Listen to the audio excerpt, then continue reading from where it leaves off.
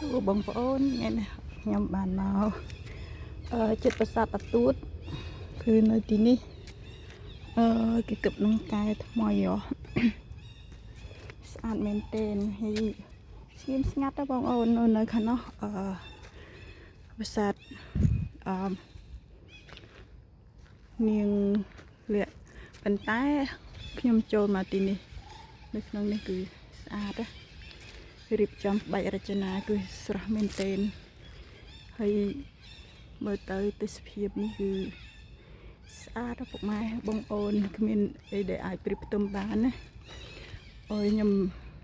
នឹងជាគេឲ្យយើងឡើងទៅលើនឹងបាននឹងអត់ទេប៉ុន្តែប្រហែលជាអត់ទេបងប្អូនខ្ញុំគ្រាន់តែកำลังឆ្វាយជុំវិញនៅទីនេះខ្លាចគេហាមឃាត់ខ្ញុំអត់ដឹងទេប៉ុន្តែប្រហែលជាមិនហាមឃាត់ទេ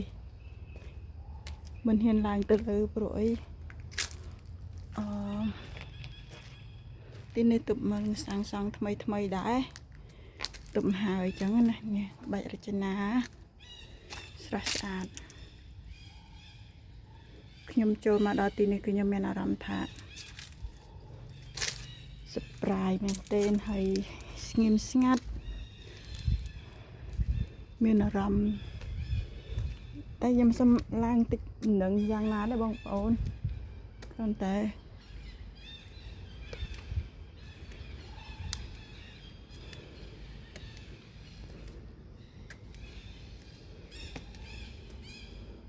នេះគឺឆ្លុះទៅទិសខាងលិច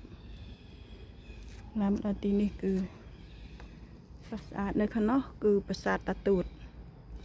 ខ្ញុំអត់បានទៅប្រាសាទតាទួតទេប្រាសាទតាទួតគឺខ្ពស់ជាងគេនៅខាងនោះជ្រុងខាងនោះគឺប្រាសាទនាង12យើងខ្ញុំចុះមកវិញហើយវាខ្លាចគេឃើញគេហាមឃាត់យើងមិនដឹងព្រោះខ្ញុំមកនេះក៏អត់ដឹងដែរបងប្អូននេះសំឡេងសត្វស្រែកយំធ្វើឲ្យអារម្មណ៍យើងក្តុកក្តៅ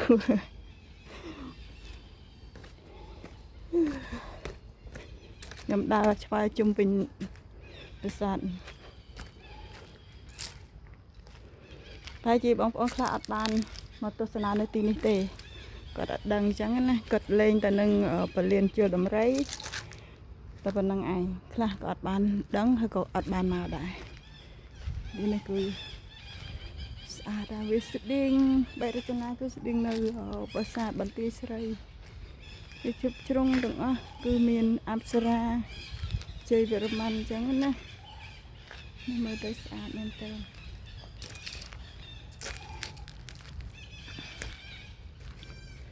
ដើមឈើធំ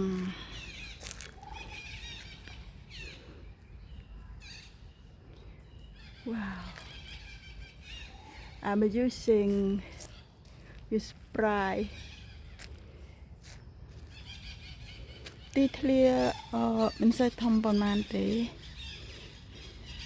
នៅក្នុងបរិវេណនេះមកល្មមវាធំ4ជ្រុងអញ្ចឹងប្រាសាទនៅកណ្ដាល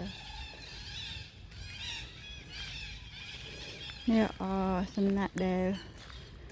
បាច់រចនាដែលបាក់បែកនិងសេះសល់ហ្នឹងគេទៅកល់នៅទីនេះ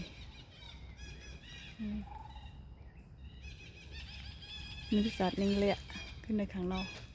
ទៅមកគឺប្រាសាទ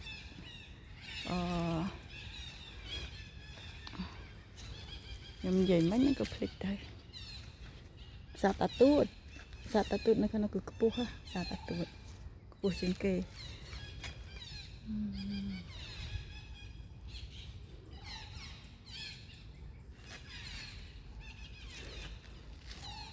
នៅទ្វារនេះទៅនៅចាំខាងនេះគឺមើលទៅឃើញវាជលដំរីពលានជលដំរីនេះហើយបងប្អូនវីដេអូនេះគឺខ្ញុំមានតែប៉ុណ្្នឹងឯងជម្រាបលាសង្ឃឹមថាពុកម៉ែបងប្អូននឹងបានមកមើលឲ្យស្អាតខ្លាំង